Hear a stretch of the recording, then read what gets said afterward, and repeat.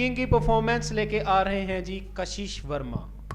नमस्कार, मैं कशिश आपके सामने पेश कर रही हूँ राग बिहार, जिसकी बंदिश 3 ताल में है।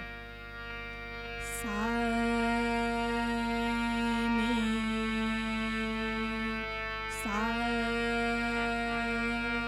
ग म धा नी सा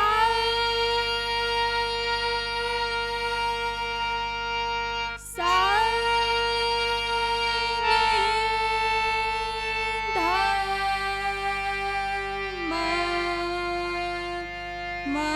प ग म